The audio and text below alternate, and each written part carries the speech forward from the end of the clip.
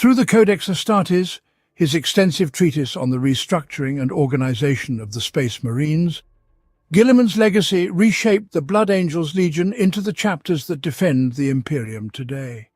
Guilliman sought to ensure that no one individual could ever again command the devastating power of a Space Marine Legion. To achieve this, he decreed that the Legiones Astartes be divided into smaller autonomous units of 1,000 warriors each. Some of his surviving brothers railed against this dissolution, perceiving it as an injustice and a slight against the integrity of their legions. During a time when emotions ran high and weary souls saw treachery and judgment in every remark, this edict threatened to ignite a new imperial civil war. Ultimately, Guilliman could not be denied, and one by one his surviving brothers and the leaderless legions relented. The Legiones Astartes were no more, and the chapters of the Adeptus Astartes were born. For the Blood Angels, this division was a cruel double blow. Their Primarch Sanguinius was dead, slain by Horus's own hand in the final moments of the heresy. Now, without time to grieve their father, nor recoup the terrible casualties suffered during the Siege of Terror, this close-knit fraternity was to be sundered. The survivors lacked an obvious leader, and worse still, the first signs of their genetic flaw were beginning to manifest within the ranks of the Legion. The Blood Angels' encounters with the Scions of Chaos had left them deeply scarred, and the horror of their master's death was a visceral wound upon their souls. Since fighting against the demons of Khorne and Slaanesh at Cygnus Prime, a nascent thirst had awoken within the Legion. The aftershock of Sanguinius's death at the hands of the War Master had cursed their souls with what would come to be known as the Black Rage. Though the heresy was over, for the Blood Angels, their greatest trial was just beginning. From the midst of this sorrow and tragedy arose the chapters of this new birth, referred to as the Second Founding.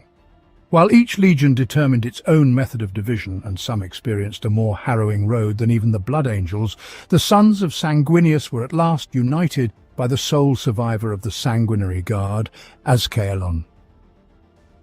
Accounts from this time differ greatly, but all concur that at Azkaelon's council, the survivors of the Legion formed a small number of chapters, commanded by the champions of the Blood Angels. Each new chapter adopted the traditions and rites of their legion as the basis for their brotherhood and chose fitting names. Thus began a period of rebuilding for the sons of Sanguinius, who separated to establish themselves as autonomous organizations.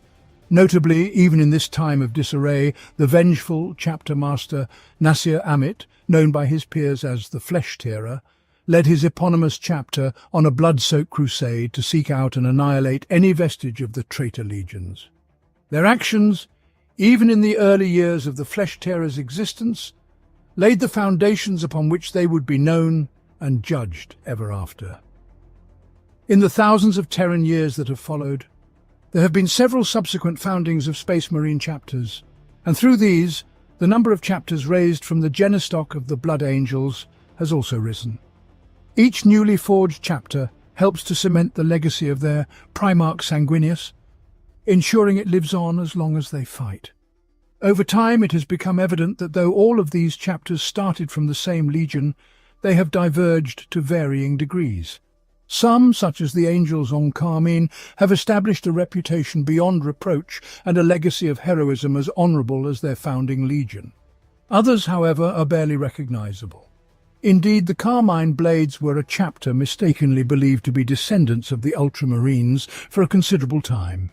This misconception persisted until a chance meeting with Astaroth the Grim in the late 41st millennium revealed the truth behind their origins. The Carmine Blades finally had an explanation for the strange symptoms they had worked so hard to conceal. They now had names for the red thirst and black rage that they had previously been unable to explain. It is well known that the sons of Sanguinius maintain a strong unity, convening on significant matters when necessary. In these conclaves, it is customary for all present to defer to the chapter master of the Blood Angels.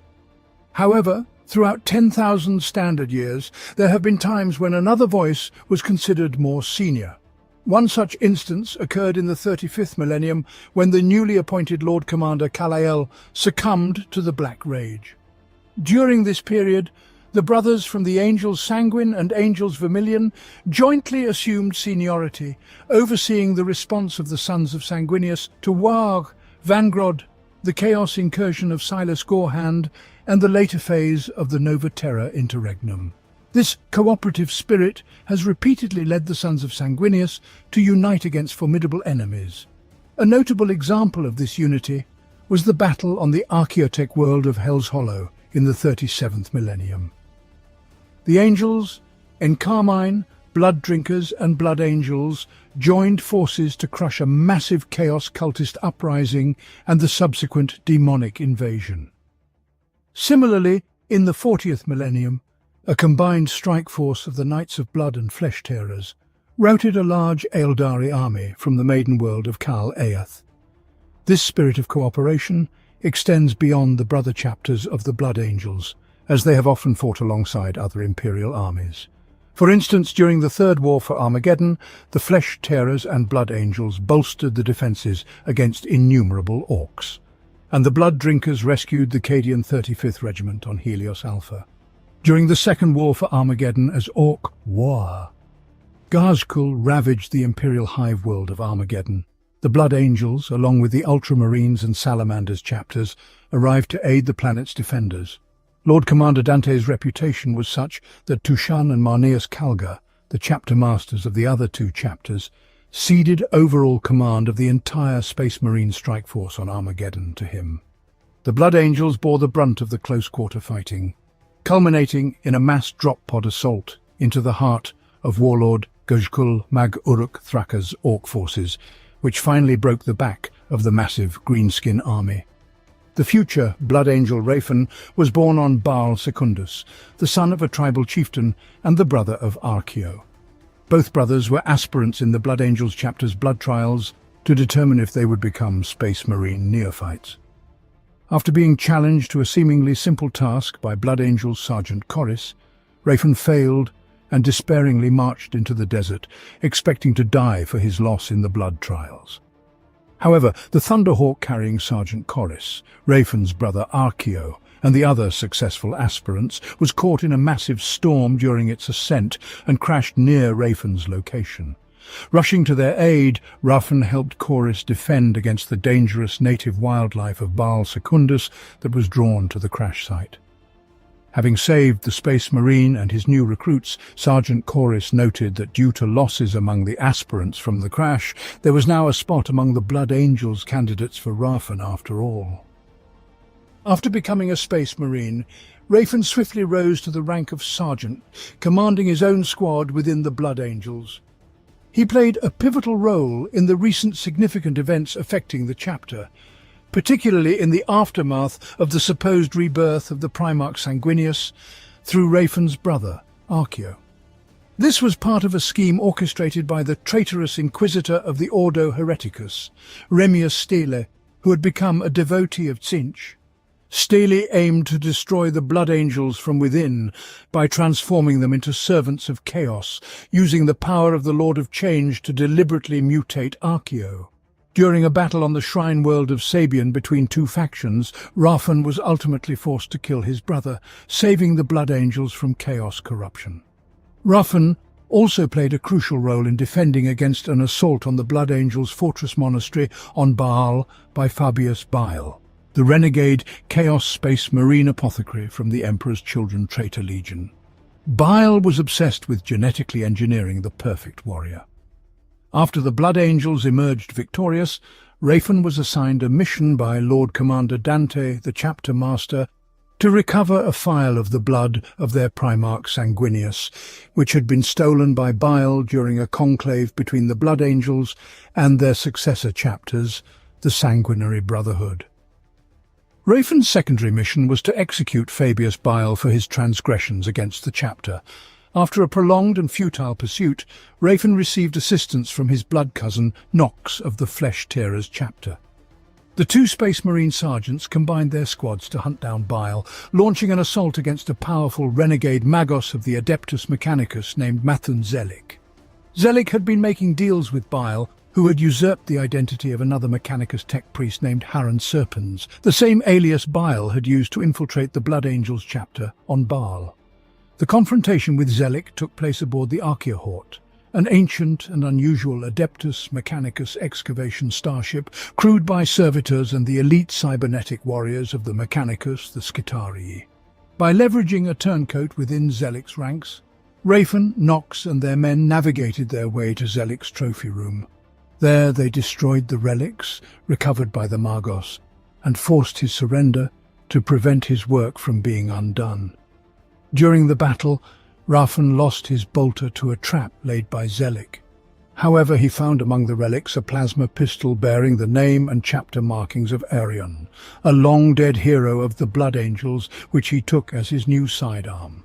With the Archaeahort, Tycho and Gabriel on loan from the Flesh Tearers, Rafen and his men journeyed to the planet Dinicus V, where Zelik had last interacted with Fabius Bile.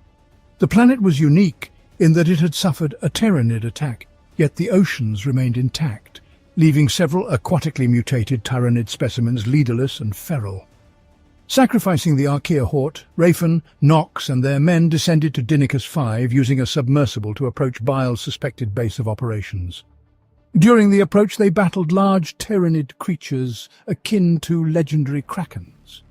In the underwater skirmish, Rafen was separated from his allies and floated to the surface, where he was captured by Bile's mutated slaves and taken to the primogenitor's laboratory and fortress. Disarmed and implanted with a genetically engineered maggot that immobilized him, Rafen was brought before Fabius Bile. Bile, lost in his delusions of grandeur, revealed his plan to clone the Emperor of Mankind himself.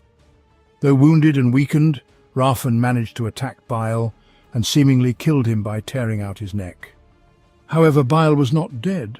Shortly after, Rafen was thrust into a bizarre arena where he had to race against mutants and captured space marines from other chapters to avoid death.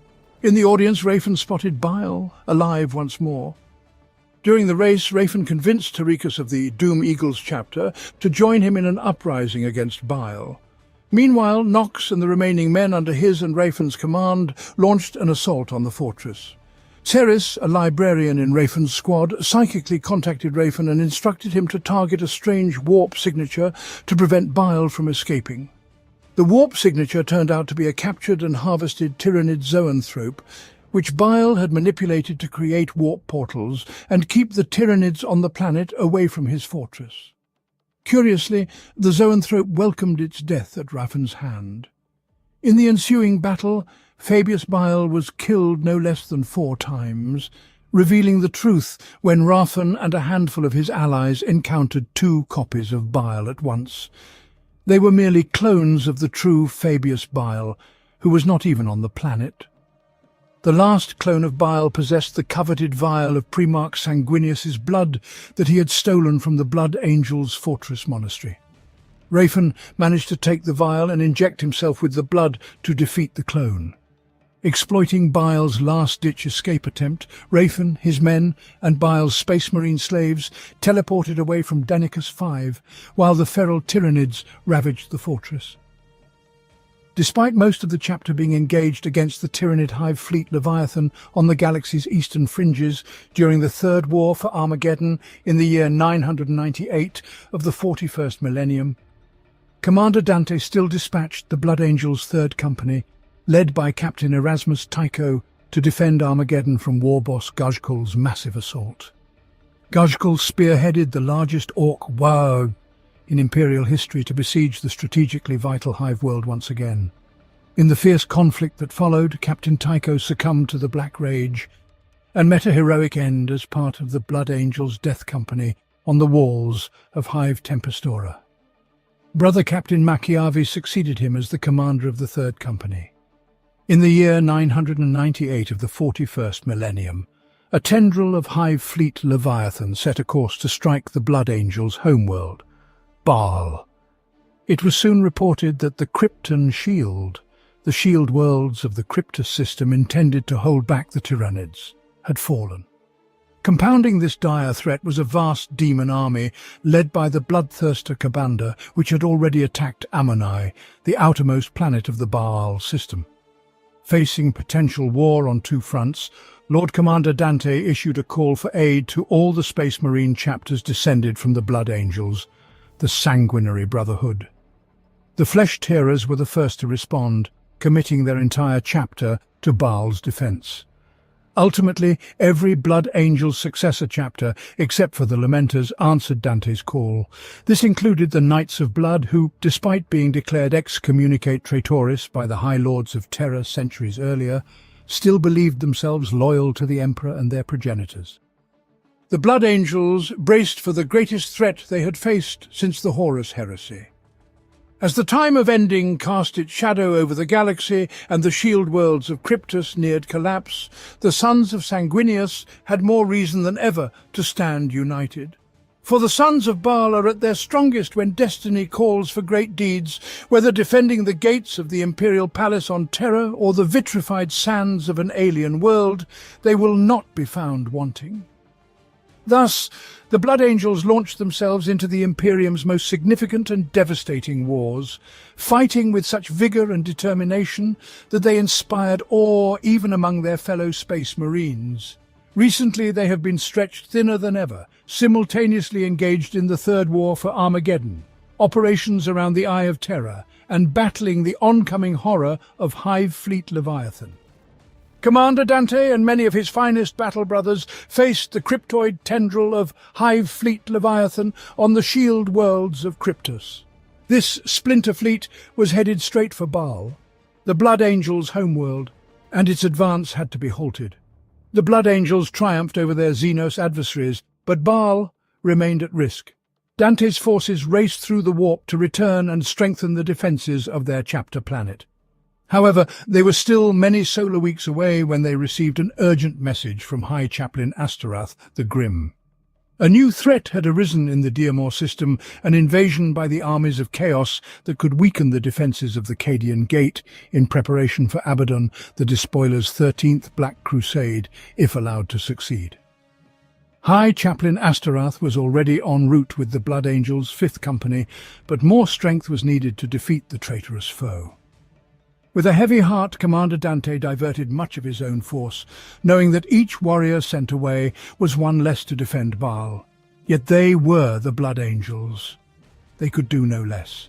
Dante continued towards Baal with little more than an honour guard at his side, while the rest of his warriors turned their voidcraft towards the Diamor system. The tides of the warp proved unpredictable. The warships of the Blood Angels' 1st and 2nd Companies managed to gain significant ground on Astaroth and his 5th Company warriors, translating into the Diamor system just minutes after their brethren. It almost seemed as though some other force desired their simultaneous emergence into real space. This slight delay proved crucial, as it was all that saved First Captain Carlin's forces from sudden damnation. Upon establishing contact with the 5th Company's vessels, Death Company Chaplain Daynor informed him of their dire situation. As the Blood Angels' ships translated into the system, they were suddenly besieged by a powerful psychic attack. This warp sorcery engulfed the Blood Angels' void ships like a storm, but its effects on the minds of those on board were even worse. The storm induced visions every Blood Angel hoped never to see, triggering the chapter's genetic curse, the Black Rage. Though the exact numbers were uncertain, it appeared nearly the entire 5th Company had succumbed. There was a brief pause as Carlane absorbed this devastating news. The Black Rage. All Blood Angels feared its touch, but to have it induced by the enemy's sorcery, it was a profound violation.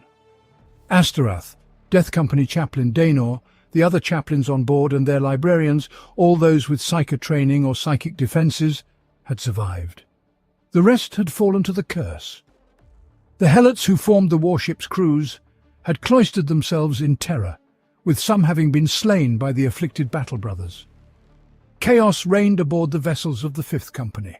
First Captain Carlin immediately dispatched the chaplains of both the 1st and 2nd Companies, as well as the Sanguinary Guard, to aid the beleaguered survivors and bring the fallen under control in an attempt to restore order to their ships. After bringing their fallen brethren under control, and assessing the broader strategic situation in the system, the Blood Angels launched their attack without delay. They had to act swiftly, as the enemy's plans were already well advanced. Crimson Slaughter warbands were entrenched at all the primary Mechanicus hubs. As anticipated, enemy forces heavily occupied the northern and southern hemispheres of Amethal, concentrating around multiple dig sites. At Hub Beta Secundus, the Death Company deployed in 2 waves. Chaplain Daenor and his warriors landed within the Mechanicus complex, positioning themselves between the Crimson Slaughter's advance elements and their objective. The Crimson Slaughter had targeted the 5 major Mechanicus force concentrations on the planet. The 5 zones were designated as War Zones Carnage, Cruelty, Hatred, Malice and Perdition by the Crimson Slaughter. Lord Cranon the Relentless personally led the advance in War Zone Carnage. Astaroth and Lamatis commanded the main force of the Death Company against the dig site's outer defences, aiming to encircle them in a tightening ring of destruction. The Crimson Slaughter soon found themselves trapped against the defensive lines they had recently breached. The Death Company's devastation was overwhelming. The Crimson Slaughter were pushed back on every front, forced to huddle among the wrecked defences on Beta Secundus's outskirts. Many traitors became sluggish and clumsy, burdened by uncontrollable mutations or engulfed in warp energies that caused them to burst into flames. The Crimson Slaughter's attack lost all momentum, fragmenting as it was caught between the Death Company and Mechanicus forces. Daenor proudly observed that his Death Company warriors fought with extraordinary strength and courage despite their affliction. The enemy had thrown everything at them, from brass-sinewed demon engines to vile warpcraft. Yet Daenor's warriors prevailed. The Blood Angels pressed their attack, determined to annihilate every last traitor on Amethal. Leading elements of the 1st, 2nd and afflicted 5th Companies, alongside Astaroth the Grim and Lamart, managed to rout the traitor forces. The arrival of the Blood Angels shifted the war's momentum on Amethal, enabling a coordinated counter-offensive across all fronts. The Death Company's assault on Hub Beta Secundus resulted in Cranon the Relentless and his elite guard being thrown into disarray. For a while, it seemed the war was decisively turning in the Imperium's favour. However, the chaos response proved unexpectedly devastating. The true mastermind behind the traitors' attack, Chaos Sorcerer Zorphus of the Black Legion, had anticipated this outcome. While enacting a dark ritual, a massive World Eater's murder fleet, led by the infamous Berserker Khan the Betrayer, arrived in system. This force, known as the Butcher Horde and led by Khan himself, along with Berserker Lords Korbodash and Vraka, launched an immediate Dreadclaw drop pod assault on Amethal. Khan appeared at the vanguard, slaying Imperial forces with unimaginable brutality. The Butcher Horde soon faced fierce resistance as the Death Company clashed head-on with the World Eaters. Khan, favoured by Khorne, duelled Death Company Chaplain Daenor, but was led into an ambush by an Imperial Reaver-class Titan of the Legio Metallica. This marked the beginning of a counter-offensive by the Loyalist Titan Legion, decimating traitor forces. However, the sheer numbers of the traitors soon began to overwhelm the Blood Angels. Astaroth and Chaplain Daenor's expert leadership restored some order to the afflicted brothers' ranks. Spearheaded by the furious Chaplain Lamart, the Death Company countercharged, dictating the battle's shape rather than waiting to be overwhelmed. This daring move slowed the Khornate advance. Nevertheless, the massively outnumbered Blood Angels sustained appalling casualties. Over 90% of the Death Company were slain before multiple engines of the Legio Metallica reached the engagement area. The Titans' thunderous advance drove the Khornate forces back, fracturing their cohesion and providing time for Astaroth and Lamatis to extract the remnants of their forces. Chaplain Daenor, hacked and mangled by Khan the Betrayer, was borne from the battlefield by Astaroth himself. The loss of the Death Company brothers was considered acceptable, as their destiny had always been to perish in selfless battle, selling their lives dearly. However, Astaroth would not allow Daenor to perish, for the Death Company chaplain was among the most accomplished of his order. In the aftermath of the Titans' attack, the surviving Cornate warbands scattered from Hub Beta Secundus, marauding in search of blood and skulls. The remaining Legio Metallica war engines also disengaged, their strength needed elsewhere to defend against the fresh waves of demon engines being flown in from Ireline. The danger was not limited to Hub Beta Secundus. Across the surface of Amethal, Imperial counterattacks were being repelled or ground down by large packs of newly forged demon engines. The traitors were receiving a steady stream of powerful reinforcements, whereas the Imperial forces were not. By the grim arithmetic of war, it was only a matter of time before Chaos forces achieved victory. The Blood Angels' attack on the demon engine factories of Ireline seemed destined for costly failure until the manifestation of a mysterious power that has long aided Sanguinius' sons in their darkest hours. Blazing with golden light, the Sanguinor descended from the storm-lashed heavens and rallied the Blood Angels. With the aid of their avenging angel, the Blood Angels successfully destroyed the Hex Infernium, cutting off the traitors' reinforcements of demon engines. As the crimson slaughter continued to bleed against the might of the valiant Blood Angels, the Chaos sorcerer Zorphus revelled in the fruition of his machinations. Zorphus planned to use the slaughter and carnage on Amethal to power the Chaos artifact known as the Banshee Stone.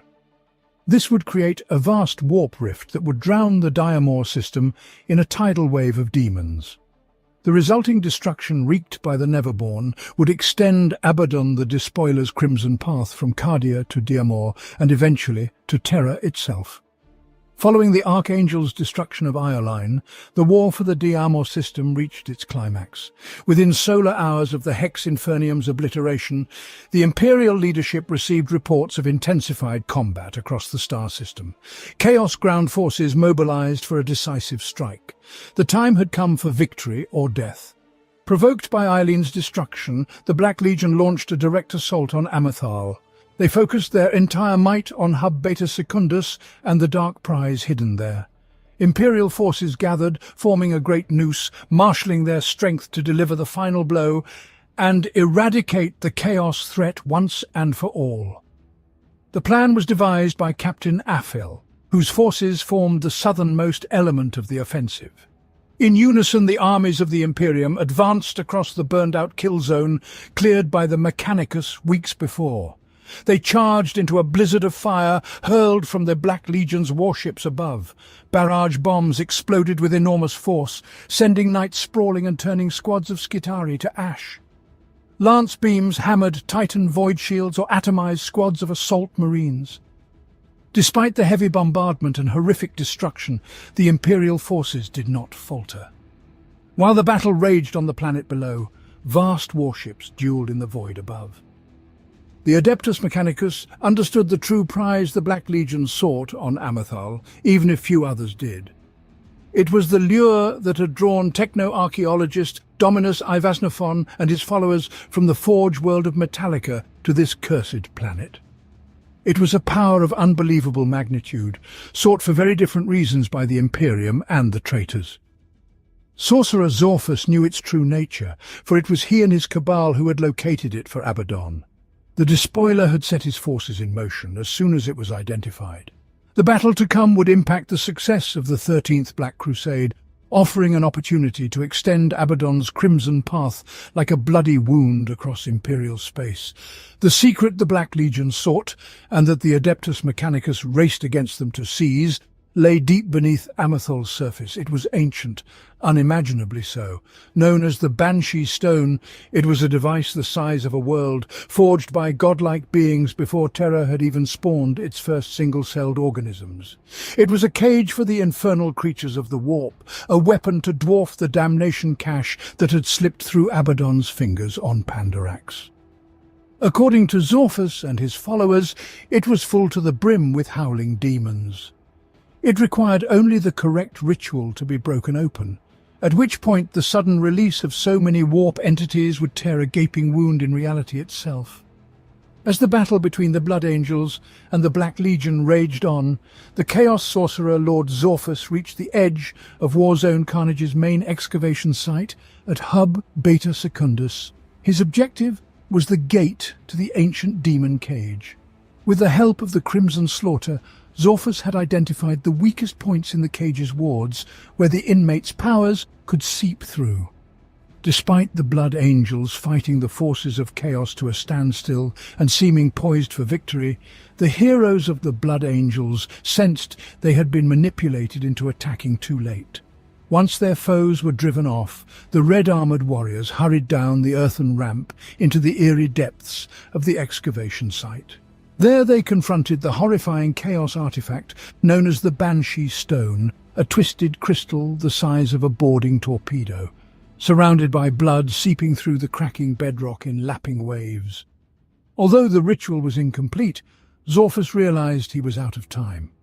Unlike the incident at Pandarax, the Banshee Stone had reached a terrifying level of disharmony, causing significant damage to the wards holding the demon cage closed. It might not rupture immediately, but it wouldn't hold for long. With a thunderous psychic command, the sorcerer ordered a retreat. Leaving the Banshee Stone to run its course, Zorphus and his cabal surged up the ramp leading out of the pit. Flanked by black-armoured Terminators, the sorcerer and his acolytes unleashed the full force of their psychic powers to push back the advancing Blood Angels. Once they secured enough breathing space and established a clear teleport lock, the Black Legion warriors vanished in a blaze of warp light, leaving the enraged Blood Angels behind. On the planet's surface, the slaughter continued for many solar hours until the last of the traitor forces were eliminated. It was only through the combined efforts of librarian Asmasael and his psychically attuned brothers that the Banshee Stone's hideous lament was finally silenced. By that time, the traitor fleet had scattered, heading towards predetermined retreat coordinates. The Blood Angels then extracted their forces from Amathal's surface. In the solar hours that followed, a roiling blast wave swept across the planet, obliterating all traces of chaos industry and leaving behind nothing but blackened, glowing ash. It took 7 solar days for the fury of the global firestorms to subside into mere fume and smoke, by which time the planet had been reduced to a ravaged shell. The destruction was unimaginable, but the Blood Angels had secured their victory, dealing a significant blow to Zorphus's forces. Of the Sanguinor there was no sign. Karlan himself had seen him escape the destruction of Ioline, a streak of gold soaring into the heavens. When the hour grew dark again, he would return to aid his brothers. The Imperium believed they had won a great victory on Amathal, foiling the despoilers' plans once more. However, librarian Asmasael realized that the enemy had inflicted more damage on the Banshee Stone than initially thought. Perhaps defeat on Amathal had not been avoided, but merely delayed. Unknown to the Imperial forces, the cracks in the crystal that served as a demonic cage had spread beyond repair, even if anyone living knew how to fix them. The energies of the Banshee Stone were no longer needed. It was only a matter of time before Zorphus and his followers completed their diabolical task. The bars of the demon cage were breaking, and the process had already begun. As they gathered their forces to depart the system and return to Baal, the Blood Angels left behind librarian Asmasael and a squad of 10th Company scouts. Their mission was to remain on Amathal, gauge the true extent of the damage done, and stand watch in case the prison of the Banshee Stone ever threatened to break asunder.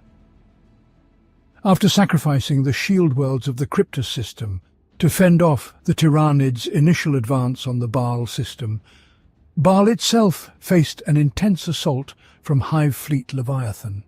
Despite significant losses, the Hive Fleet's sheer mass blotted out the stars. Lord Commander Dante reinforced the Blood Angels' homeworld and its moon's defences like never before. Proactively, he launched numerous preemptive strikes to delay, confuse and reduce the living armada. Hundreds of splinter fleets were defeated this way. Dante's plea for immediate aid from the Blood Angels' successors did not go unanswered. The Flesh Tearers were the first to respond, and eventually all successor chapters except the Lamenters heeded the call. Even the Knights of Blood, declared excommunicate traitoris by the High Lords of Terror, came to bolster the defences. However, it was still insufficient. Hive Fleet Leviathan, adapting rapidly, could not be thwarted by the same strategy twice. The fleet advanced steadily, clearing the entire surrounding sector of life before making a planetfall on Baal and its twin moons.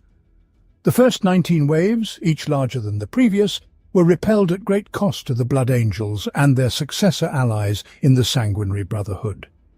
5 chapter masters fell during these bitter battles, 3 in the battle at the Dome of Angels alone. The Tyranids began absorbing all biomass from Baal and its moons, even the radiation-poisoned deserts of Baal Secundus. With their defences in ruins and the moons stripped and broken, the remaining Space Marines retreated to the rubble of the Blood Angels' fortress monastery. There, they prepared for a last stand as the next wave descended. Doom seemed imminent for the sons of Sanguinius. At this critical moment, the Great Rift tore open the galaxy following the fall of Cadia to the 13th Black Crusade, and the already ravaged Baal system was battered by etheric storms. No further waves came from Hive Fleet Leviathan, but not a single Imperial defender survived on Baal Prime. On Baal itself, the Tyranids had enough forces to destroy the Imperial troops many times over. Despite no hope of victory, Commander Dante led his troops in a series of increasingly desperate retreats. As the final perimeter fell, the stars reappeared.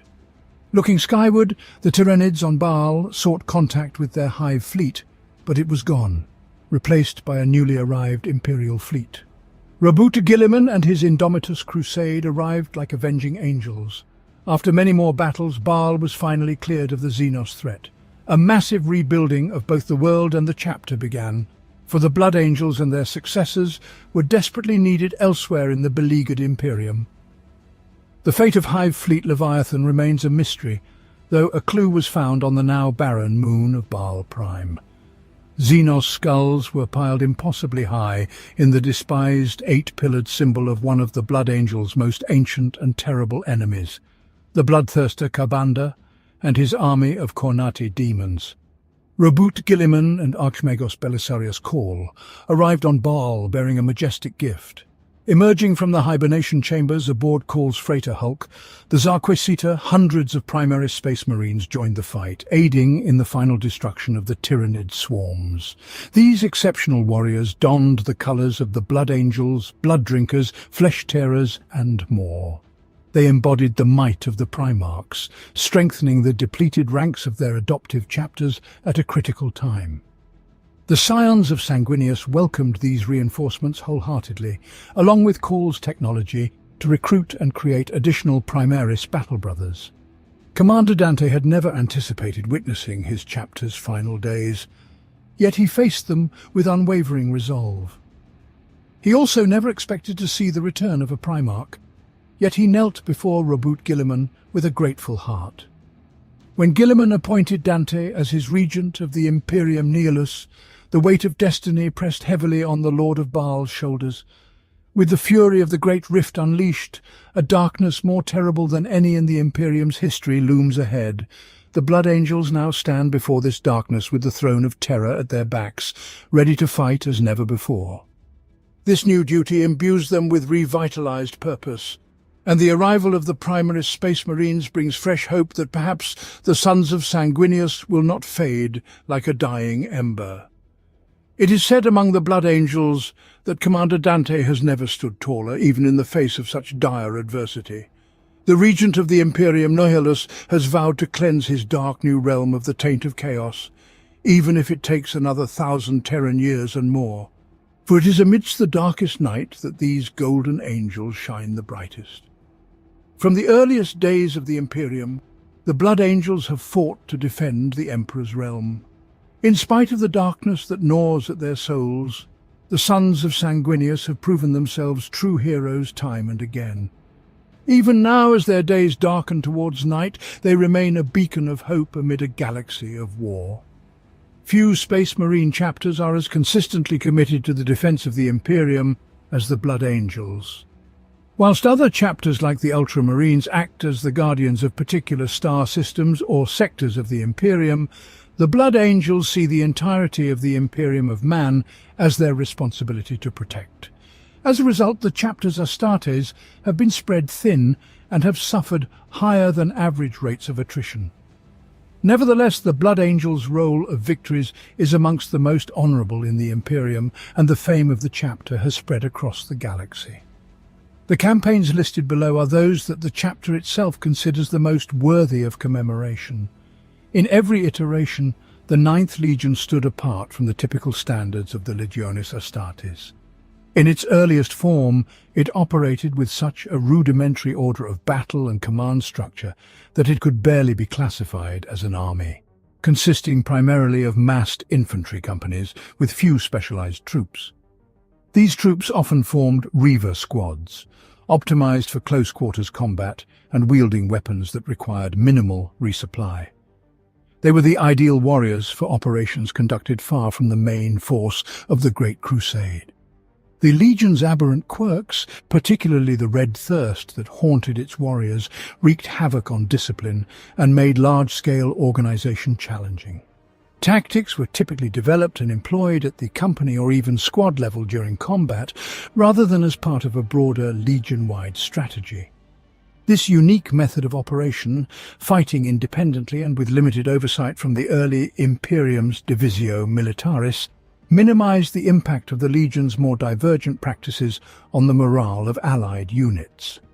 As a result, there was no concerted effort to integrate the Legion with others of the Imperial host. Various generals and commanders who fought alongside the Ninth Legion tacitly agreed to let it operate according to its own methods. The Legion's early commanders were more akin to warlords than true officers. They enforced discipline at sword point, earned respect through their physical prowess, and were visceral forces of nature on the battlefield.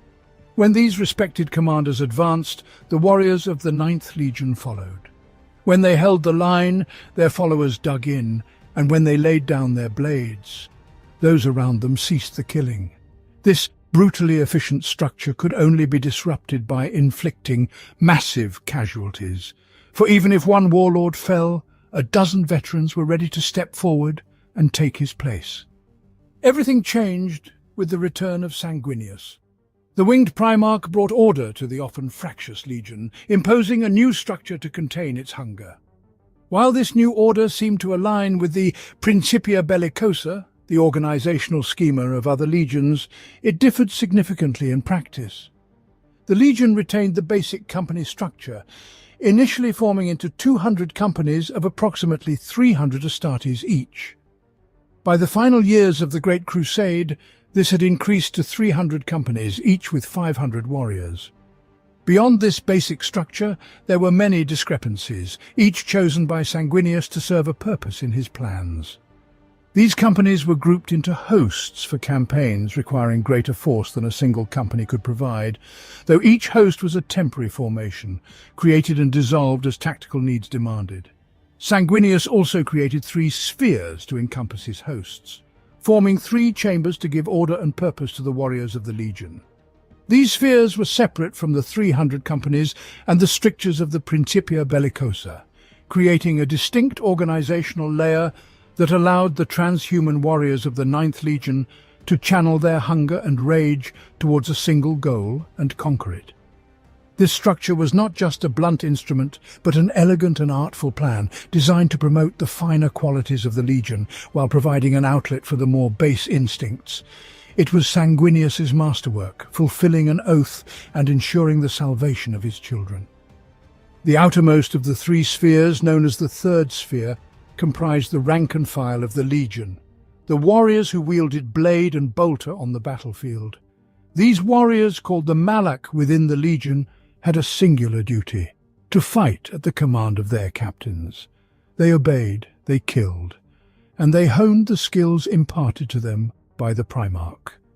Through these simple disciplines and the relentless focus of their transhuman minds, they managed to stave off the depredations of their hunger. Within this sphere, distinctions were few, with only simple titles and orders for those who excelled in specific arts of war and peace.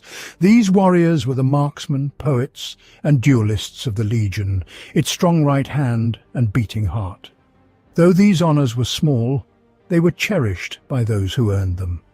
The second sphere was made up of the commanders and leaders of the legion, those who stood alongside Sanguinius. Their duty was to command and execute Sanguinius's wishes with alacrity and sound judgment. Unlike those they commanded, they bore the burden of free will and had time to think and ponder as the curse stalked them. They were the planners and strategists of the Crimson Host, directing battles and wars as lesser men directed symphonies, utilizing each instrument at their command to its utmost. As the rank and file found peace in their studies, so too did these mighty leaders become masters of many disciplines, both of the pen and brush as well as the blade and gun. Though not as single-minded as Angren's Red Reapers, or as famed tacticians as Rabut Guilliman's forces, few could match them in the combined arts of war. The first sphere, the pinnacle of Sanguinius's new legion, consisted of the Immortals. These warriors operated in the presence of the Primarch, not within one of the 300 companies, but as his personal guards and servants. Upon induction into the first sphere, each warrior relinquished his common name to adopt a new identity, dedicating himself entirely to the Primarch's service without guilt or regret, and without personal identity interfering with duty. They embodied Sanguinius's wrath, resolve, and vigilance. These warriors were entrusted with the most dangerous tasks, fighting on battlefields and undertaking missions that would tarnish the soul and awaken the hunger within. By assuming new names and personas, the warriors of the first sphere shielded themselves from the toll of their actions, emerging from their service intact and ready to rejoin the ranks. The first sphere of the ancient Blood Angels Legion was made up entirely of a series of separate warrior orders, each of which operated independently of the Legion's standing 300 companies. The first and most famous of these were the Sanguinary Guard, the honor guard of the Primarch himself, but there would be many others, each assigned with a specific task and duty. Few outside of the Legion ever made a complete accounting of these orders, but listed below are the most well-known and important of the warrior orders of the First Sphere. Sanguinary Guard, also known as the Ikisat or the Burning Ones, for their ardour and unwavering devotion, each individual warrior of this order bore the title Seraph, and was tasked with the ultimate safety of the Primarch's person. On rare occasions, they were also assigned as guards for other commanders as a sign of the Great Angel's favour. Crimson Paladins, also known as the Cheruvim or the Storm Winds, for the sudden onset of their anger and the lasting fervour of their hate. The Crimson Paladins served as the guardians of the Primarch's halls, sanctums and all other Legion facilities under the Blood Angels' control across the galaxy, especially at their outposts on Baal, Canopus and Sif. At the Primarch's command, they also took to the field as an elite combat formation to serve as the embodiments of his determination and the shield of his will. Burning Eyes, also known as the Ophanim, and the Many-Eyed, these secretive warriors were the Angel's Shame, Sanguinius's secret police and shadow agents. They watched their Legion for signs of treachery and madness and acted to assuage his guilt for his Legion's behaviour by removing the stain. Rarely seen on the battlefield, the Ophanim fought alone and with weapons considered unworthy of true warriors. Angel's Tears, often called the Broken Blade or Dead Hand, for the cruel devastation they brought to the foe, each individual warrior of this order bore the title Erelim, and served as Sanguinius's wrath, set forth by his will to scour away those he decreed unworthy of being saved. They were the most commonly seen of the orders of the First Sphere. Serving the dark role of unconventional and special weapons warfare, other legions would refer to as Destroyers. High Host, the High Host, sometimes known as the Archae or the Principatii, was a fraternity of the Blood Angels Legion, one of the lesser orders of the First Sphere of the Legion during the Great Crusade and Horus Heresy. The High Host was made up of those warriors who bore the sorrowful duty of delivering Primarch Sanguinius's ultimate sanction to his enemies. Unlike their brothers in the Angel's Tears, the High Host did not shrink away from showing their true faces to an uncaring galaxy as they deployed weapons born of humanity's darkest nightmares that left a trail of murdered worlds in their wake. The lords of Sanguinius's crimson hosts had structures that mirrored the Principia Bellicosa, but featured notable differences, both major and minor. Authority was meticulously divided across the three spheres of the Legion, with each officer operating strictly within the role designated by the Primarch himself. This overlapping system of authority was less flexible than some other legions, but it provided a solid line of responsibility and control, mitigating the effects of the Blood Angels' ever-present hunger and sudden rage. To prevent any breakdown in authority, the Blood Angels maintained a large number of junior officers, lieutenants and sergeants of various types, all capable of quickly taking the place of the fallen in the heat of battle. On the battlefield, the chain of command was always clearly defined for the Blood Angels and followed without deviation.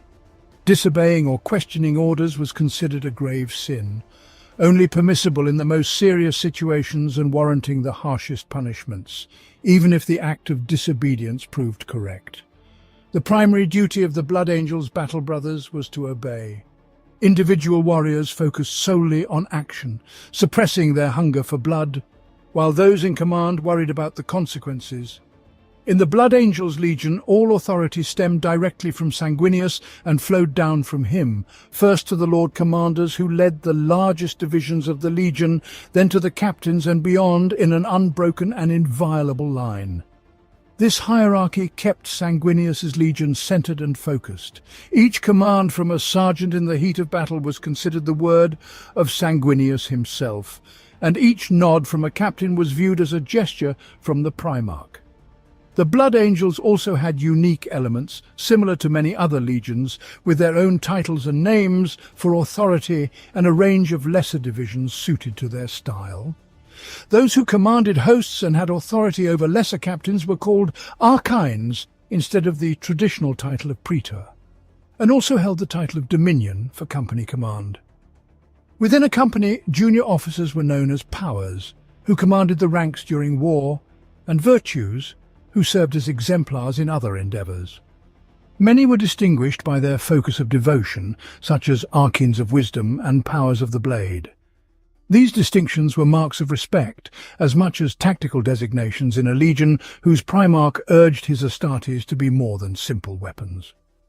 By the final years of the Great Crusade, the Blood Angels were considered one of the preeminent legions of the imperial host, if not the foremost. Under Sanguinius's leadership, the Legion underwent a profound transformation, leaving behind its past as the Revenant Legion. Once a near-forgotten rearguard, it had risen to prominence, leading every advance and earning accolades across the Emperor's far-reaching domains. This formidable fighting force, capable of toppling empires and laying waste to worlds, was unwavering in its loyalty to the Emperor. It formed the strong foundation upon which the Imperium was built, and as long as it stood, the Empire would endure. The Legion boasted nearly 120,000 warriors, accounting for casualties organized into up to 300 individual companies. This made it one of the largest legions at the time, with only the vast numbers of the Ultramarines and Iron Warriors surpassing it. Each of these hosts was predisposed towards assault and orbital drop operations, with a significant portion of its infantry equipped for close-quarters combat and its vehicles designed for high-speed strikes and breakthrough maneuvers. While the Blood Angels had fewer defensive assets compared to more versatile legions, their strength lay in their operational initiative, making large-scale defensive conflicts seem unthinkable at the height of the Great Crusade. The Legion was spread across the galaxy in numerous hosts, each engaged in large-scale operations. They also maintained custodial forces at their main bases and redoubts on Baal, Sif and Canopus. Of these, Baal was the largest, transformed by the mechanicum of the Forge World Anvilus into a major manufacturing site at Sanguinius's invitation. This rad-scoured world, where no unmodified human could tread, housed a facility that rivaled many smaller Forge worlds, supplying much of the Ninth Legion's munitions and technical needs. Baal, as Sanguinius's homeworld, warranted a substantial standing guard, primarily provided by the Crimson Paladins, though at least one company was usually present for refit. Canopus also served as a manufacturing centre, albeit smaller and less sophisticated than Baal, producing vast quantities of shells and other munitions to support the legion's cannons. It was a common waypoint for troops heading to the front lines of the Great Crusade, with many units resting there. Saif, the smallest of the legion's outposts, served mainly as a recruitment source from its perpetually warring tribes and was guarded by a single squad of Crimson Paladins. The legion's fleet assets were equally impressive, comprising over 300 capital-class warships, many of which were heavy cruisers or battleships of various classes. These voidcraft were outfitted for orbital assault, equipped with banks of heavy linear cannons for bombardment, launch rails for swarms of drop pods, or vast hangar bays for operating large Stormbird or Thunderhawk dropships. At first glance, it might seem surprising that a Space Marine Legion so proud of its traditions would set aside its individuality. But the events of the Horus Heresy profoundly impacted the Blood Angels. Consequently, they were among the first to adopt Rabut Guilliman's Codex Astartes. After Horus's defeat on Terra, the death of Sanguinius left the Legion without a clear line of succession. Various factions formed around potential candidates, and the emerging presence of the Flaw further complicated the Legion's future. Ultimately, it was Azkalon, the sole survivor of the Sanguinary Guard, who guided the Blood Angels' destiny. Azkalon, recognizing that the Blood Angels had more pressing concerns than organizational doctrine, ensured the division of the Legion into the chapters that exist today. These included the Blood Angels, who retained the old Legion's heraldry and traditions, the Flesh Tearers, the Angels Vermilion, the Angels in Carmine, and the Angels Sanguine. What became of Azkalon after this point remains unrecorded, but his legacy endures in the chapters he established. The Blood Angels and their successor chapters adhere to the Codex Astartes as closely as their flaw permits, using its strictures as a form of discipline to restrain the Red Thirst. Accordingly, each chapter maintains a nominal strength of 1,000 battle brothers, divided into 10 companies of roughly 100 Space Marines each. The first company comprises the chapter's most experienced veterans, all of whom have spent solar decades, if not Terran centuries, in constant warfare. The second through fifth companies form the backbone of the chapter, the battle companies that make up the core of any strike force. The remaining companies serve as reserve and training formations. The 6th and 7th companies are tactical companies used to reinforce a strike force or battle line when the battle companies are overstretched. The 8th and 9th companies are specialist formations composed of assault squads and devastator squads, respectively. These companies have a more limited tactical scope and are deployed only when an overwhelmingly focused approach is needed. Finally, the 10th company is considered by many to be the future of the chapter, as it is where scouts hone their skills in the Space Marine way of war. Of all the chapter's companies, the 10th fights least commonly as a single unit. Though not yet fully trained Space Marines, the scouts' skills are highly valued, and it is common for strike forces to have a squad or two of scouts attached. Though each company can fight as an independent unit, a Blood Angel strike force typically comprises several squads from different companies, assembled on an ad hoc basis, tailored to the specific mission. These strike forces are usually assigned code names, such as Bloodspear, Liberator, or Primarch's Wrath. Despite this, a strike force is often referred to by the company that provides the majority of its personnel, or by the officer leading it. The company at the core of a strike force can be bolstered by auxiliary squads from the reserve companies, which become the 11th squad and higher for the duration of the operation. Each company, except for the 10th, maintains a variety of support vehicles in addition to the personal armor and weaponry of its battle brothers. These vehicles range from Rhino and Razorback transports to bikes and land speeders, ready to be deployed as the tactical situation demands. This versatility enables even a single Blood Angels company to undertake multiple tactical and strategic roles. Unusually for a Space Marine chapter, the Blood Angels possess enough Land Raiders to use them as line transports rather than elite support units. The source of the Blood Angels' ample supply of Land Raiders is a mystery outside the chapter. It is speculated that either more of their vehicles survived the Horus Heresy, or that the Blood Angels had stronger ties with the Adeptus Mechanicus in the past than their current strained relations would suggest. While the chapter adheres to the Codex Astartes, they often modify the engines of their Rhino APCs to enhance speed. These modifications, however, make the vehicles prone to breakdowns if the engines are overtaxed. The Blood Angels have also modified other vehicles.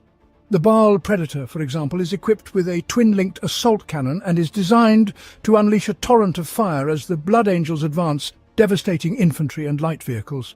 Similarly, the Blood Angels Furioso Dreadnought variant replaces the heavy weaponry typically found on Space Marine dreadnoughts with a second close combat weapon, enhancing its melee capabilities. No angel ever descended from the heavens with as much sound and fury as do we. Sergeant Drusani, Blood Angels. First company in battle, the Blood Angels Legion embodied the Emperor's wrath against those who spurned the gift of unity.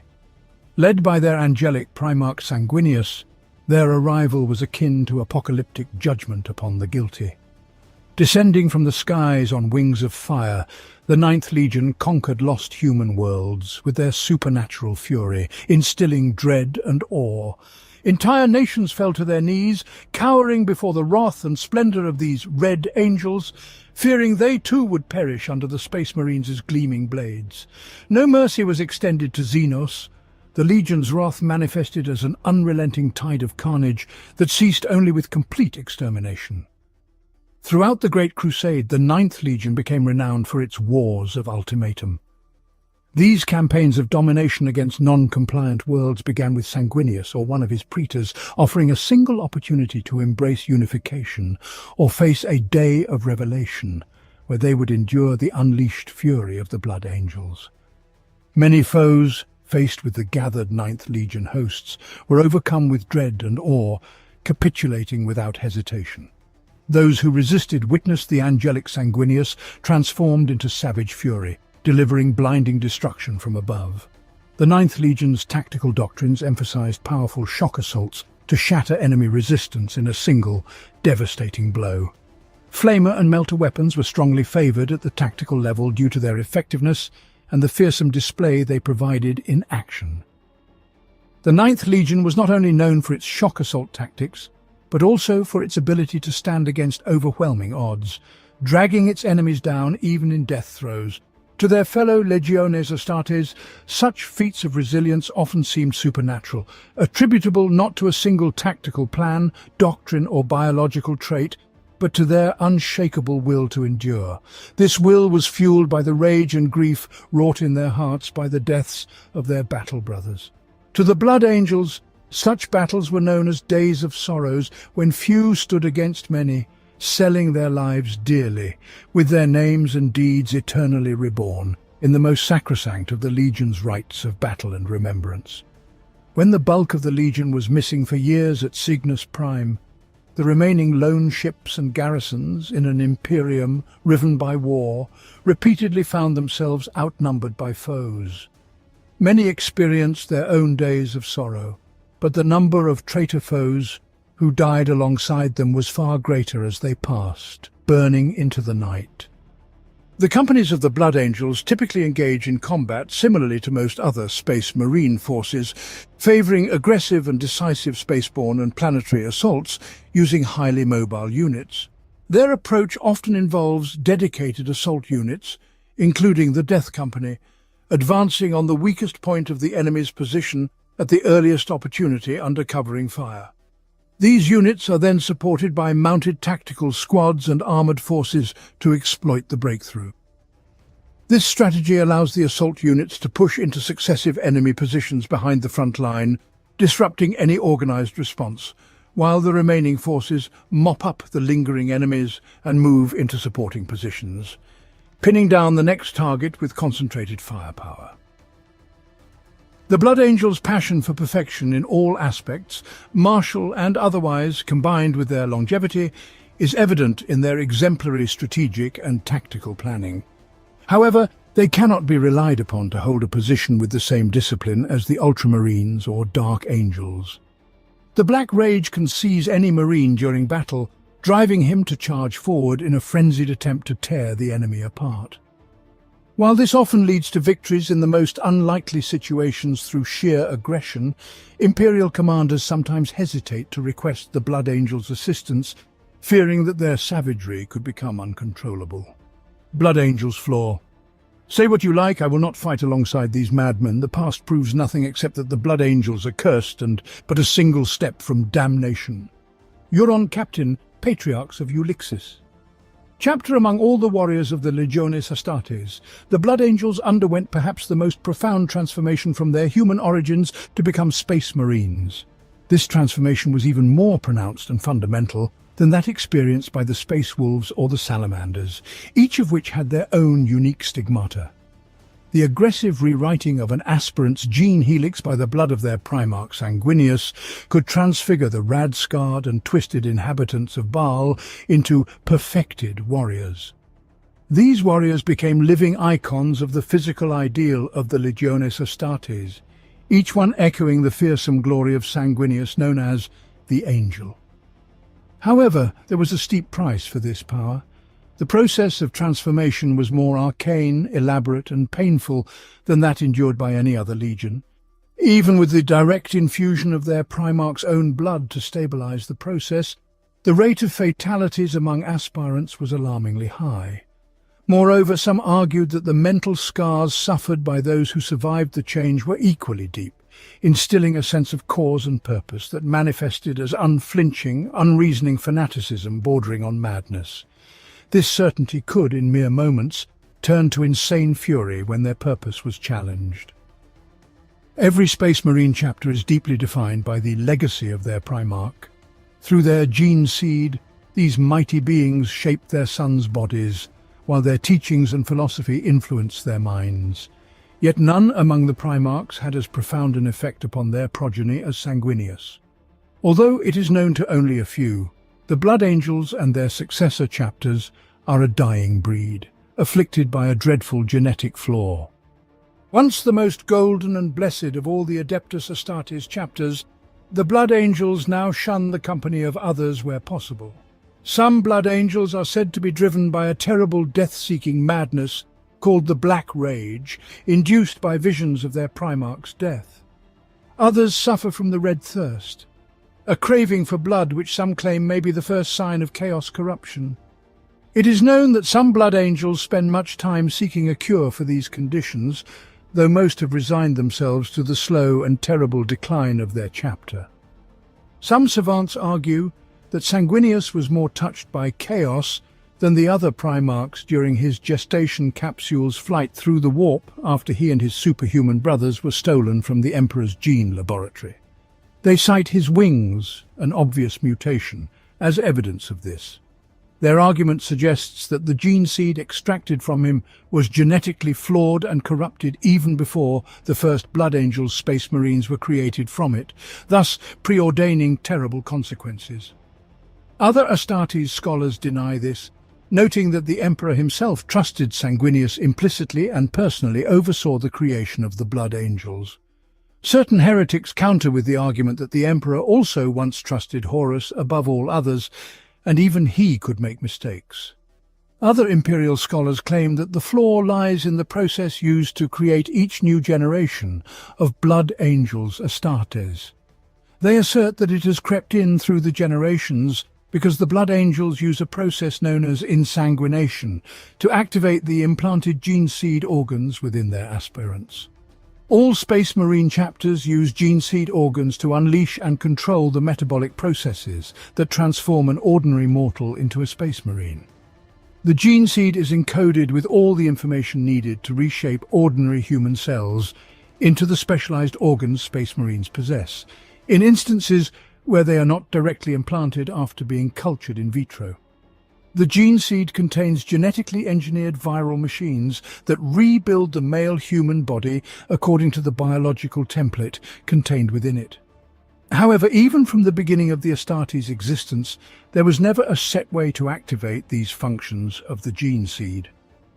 During the first founding of the 30th millennium, when the Space Marine legions were first created, the process was highly experimental.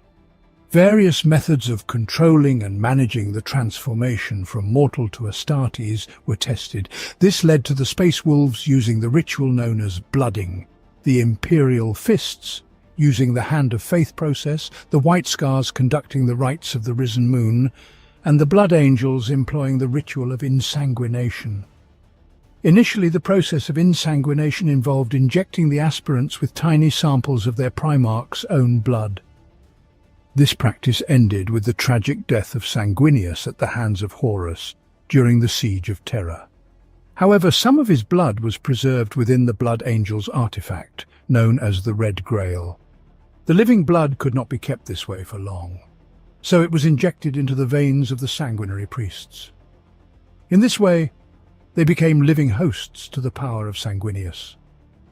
To this day, drinking the collected blood of the assembled sanguinary priests from the relic called the Red Grail is part of the induction ritual for all Blood Angels priests and the chapter's aspirants. Blood taken from these sanguinary priests is used to trigger the transformation of aspirants into Space Marines. It is possible that over the countless generations since the time of the Horus heresy, the cells within the Blood Angel's gene seed have mutated. Initially, these changes occurred slowly, but have accelerated in recent years, resulting in cumulative errors in DNA replication that have manifested as the flaw. Whatever the cause of the flaw, it is certain that its grip on the Blood Angels has grown stronger, and their tendency towards self-destructive insanity has increased. Unless it can be halted and reversed, the chapter and all of its successors among the Sanguinary Brotherhood are doomed to extinction. The flaw of the Blood Angels has also been attributed to a combination of the genetic defects in the Legion's Omophagia gene seed organ implant and the psychic disturbance created during the final moments of Sanguinius's life. During the battles of the Horus heresy on Terra and Mars, the stored gene seed imprint of the Blood Angels was lost. This forced the Legion to extract the gene seed needed for their reconstruction after the heresy from the fallen body of their Primarch himself. Every Space Marine created from the gene seed drawn from Sanguinius after his death was doomed to fall to the floor. In the 10,000-year history of the Legion and its second founding successor chapters, only 3 Space Marines have managed to overcome the Black Rage once it manifested. Chief Librarian Mephiston, twice, Brother Raphan, both with the assistance of visions of Sanguinius, and the Librarian Ashok of the Angel Sanguine. The Blood Angels and their successor. Chapters continue to suffer from the psychic imprint left by Sanguinius's death or the demonic wound inflicted on their Primarch at Cygnus Prime. This psychic scar can drive them insane before or during battle, causing them to experience the same rage Sanguinius felt against Horus and his traitors during the Siege of Terra. This condition, known as the Black Rage, is largely irrecoverable, with only a few Blood Angels having ever managed to overcome the gene curse. Those afflicted are confined in the Tower of Amareo, named after an ancient chapter master of the Blood Angels, on their homeworld. Rather than allow their battle brothers to face a slow descent into madness, the Blood Angels form those newly succumbed to the Black Rage into a special unit called the Death Company. Clad in specially painted black power armor, these warriors are often led by chapter officers, particularly chaplains, who can still communicate orders to the frenzied troops and are obeyed, possibly because chaplains directly represent the authority of the Emperor. The Death Company members are sent on the most perilous missions, hoping for a swift and honorable death in combat. The Black Rage seems to imbue its victims with a measure of Sanguinius's might, granting them the strength to tear their foes apart in brutal melee. Mysteriously, the flaw that causes the Black Rage also appears to extend the victim's lifespan until they finally succumb to the madness. Commander Dante, born over 1,000 standard years ago, is by far the oldest living Space Marine, excluding those interred in a dreadnought. Deep within the psyche of every Blood Angel is a destructive yearning, a battle fury and blood hunger that must be constantly restrained. Few battle brothers can indefinitely keep this red thirst in check. It is not uncommon for Blood Angels to temporarily succumb to its lure during intense combat. The red thirst is the Blood Angel's darkest secret and greatest curse. but it also brings a humility and understanding of their own failings, making them the most noble of the Space Marines. The fate of those completely overtaken by the Red Thirst is known only to the chapter. There are tales of a secret chamber atop the Tower of Amareo in the fortress monastery on Baal, where howling cries demand the blood of the living. However, none are willing to reveal the secrets of this haunted place. There have been incidents where the Blood Angels, stationed on distant worlds, have seen local inhabitants disappear, only to be found later drained of blood. It is possible that this is the work of cultists attempting to discredit the chapter. Some superstitious locals might offer sacrifices to their godlike visitors. Or it could be that some Blood Angels overcome by the Red Thirst are responsible for these deaths. There were a couple of Blood Angels freed from the floor. Mephiston, originally known as Brother Calistarius, a librarian of the Blood Angels with considerable ability and strength of character. He was nearly overwhelmed by the curse during the Second War for Armageddon. While part of the relief force for Hades' hive, Calistarius was trapped for 7 days and nights in the rubble of the collapsed ecclesiastical building. A vision of Sanguinius helped him fight off the effects, and he was reborn as Mephiston, the Lord of Death. With his full psychic potential unlocked, he quickly rose to the position of Chief Librarian. Mephiston is seen as the spiritual son of Sanguinius, a symbol of hope to his chapter. He is now regarded as the most powerful librarian in the Astartes and possibly the most potent psyker in the Imperium, second only to the Emperor himself. Raffen, a battle brother who was later promoted to sergeant, Raffen had to kill his actual sibling and fellow Blood Angel, Archeo, who was falsely claiming to be Sanguinius reborn. In reality, Archeo was deceived by chaos, having been mutated to resemble Sanguinius. Raffen then had to succumb to the gene curse to unleash the power of the Holy Spear of Telesto, a weapon once wielded by Sanguinius to defeat Malphalax, a Lord of Change who had deceived Archeo. Despite the immense struggle, Raffen eventually regained control of his consciousness, and also succeeded in helping Mephiston overcome the black rage within himself for a second time. Sanguinius was always a visionary. In his early years, he aspired to lead his people to a better life. Upon joining the Great Crusade, he expanded this vision to encompass all of humanity, seeking to end the horrors that had arisen from the collapse of human civilization during the Age of Strife. The Primarch of the Blood Angels profoundly influenced his chapter. There is a mystical aspect to many of the Blood Angels' doctrines, along with a strong belief that the course of events can be improved. The transformation of an irradiated, genetically damaged scavenger into a tall, proud and handsome warrior stands as living proof of this belief. This conviction is evident in all the Blood Angels do. They strive for perfection. Their artworks are beautiful and symmetrical, their martial disciplines are practiced relentlessly, and their doctrines are imbued with a sense of mortality and humanity's fallen greatness. Physically, the Blood Angels are among the longest-lived of all Space Marines. Their gene seed significantly extends their lifespan, making it common for Blood Angels to reach 1,000 Terran years of age. The current chapter master, Commander Dante, has lived for nearly 1,100 standard years. These extended lifespans allow the Blood Angels to perfect their skills in both art and war. They have centuries to master their chosen disciplines, which accounts for the ornate nature of their armor and banners, among the most elaborate produced by the Adeptus Astartes. One of the chapter's strangest traits was observed by Inquisitor Gorillion during his visit to their fortress monastery on Baal. The Blood Angels often sleep in the sarcophagi used to create them, believing that this timeless slumber brings them closer to Sanguinius and offers insights into their forefathers' psyche. While sleeping in their sarcophagi, their blood is cleansed and purified. The chapter hopes this practice will slow the potential genetic degeneration until a permanent solution for the Black Rage can be found. Despite these peculiarities, the Blood Angels enforce the Emperor's will with unmatched fervor and zeal. Their martial record shows that they have been responsible for many of the Imperium's successful campaigns, with countless aliens and heretics slain in the Emperor's name. Like their fellow Astartes chapters, The Blood Angels maintain a librarium composed of powerful psychers, highly trained to master the warp. Each chapter selects its librarians in its own unique manner, either from seed worlds, like the majority of its initiates, or from gifted psychers brought to the Scholastica Psychana. Most chapters follow the ancient methods detailed in the Codex Astartes to train and test their chosen psychers. Blood Angels librarians are trained in this traditional way with only a few minor variances and live by the word of the Codex. When not thwarting enemy warlords' plans in war zones from Damocles to the Cadian Gate, librarians attend to a host of other, less violent duties.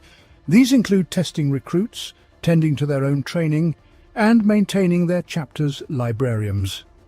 Overseeing these sacred places, librarians are custodians of whispered secrets and hidden truths. Each librarium, filled with ancient tomes and sacred scrolls, houses every text laid down by the chapter or relevant to its existence.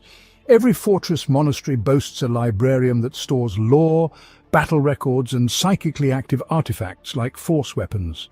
Famous victories, shameful defeats, and the legends of the chapter's heroes are recorded within, and librarians are fiercely dedicated to preserving this legacy. In addition to the main librarium on a chapter's homeworld, many battle barges feature smaller librariums for use during long campaigns. Though no two librariums are identical, they often share a common design, built around a central pillar, with racks of books and scrolls spiraling into antechambers filled with rows of written works, data slates, chronicle stones, and Nemo slates.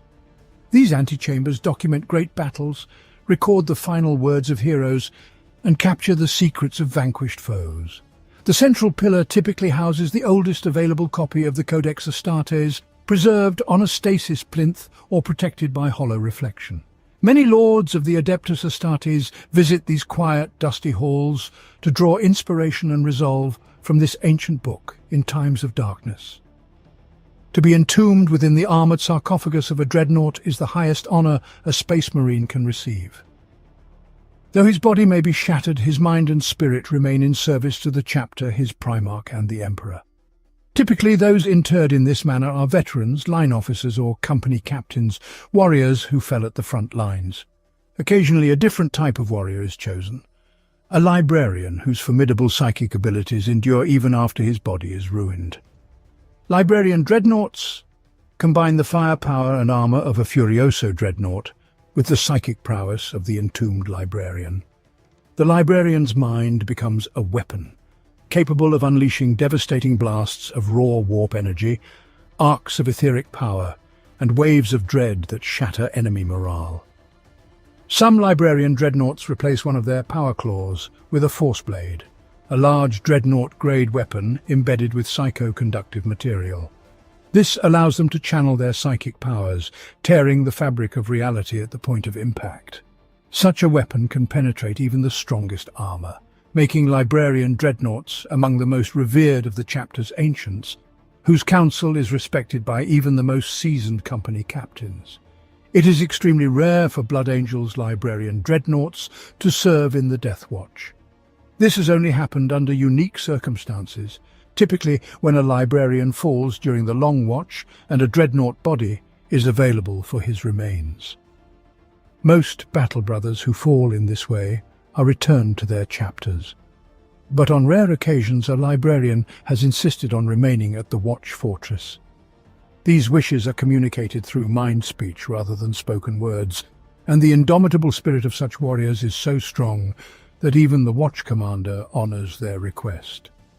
The wounded hero is then interred in a dreadnought, allowing him to continue his vigil until his remains can be returned to his home chapter.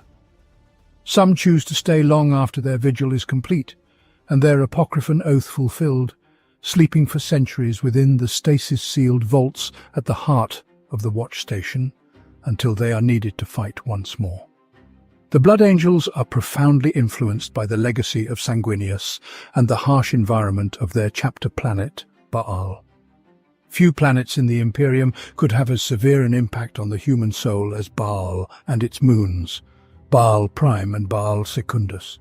In ancient times, Baal and its moons had Earth-like atmospheres. Baal was a world of rust-red deserts, while its moons were paradises where humans lived in harmony with nature, leading lives of ease and freedom.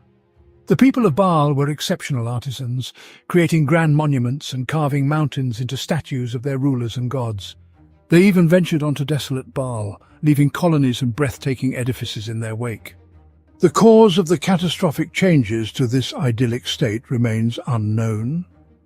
However, during the fearful events marking the end of the Dark Age of technology, Baal's moons suffered immensely.